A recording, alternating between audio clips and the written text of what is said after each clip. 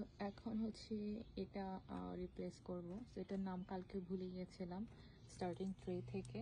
তো এটাকে বলে লাইমা বিন। তো এটাও আমি প্রথমবার করেছি, এটা কেমন আসবে খেতে কেমন আমি জানি না।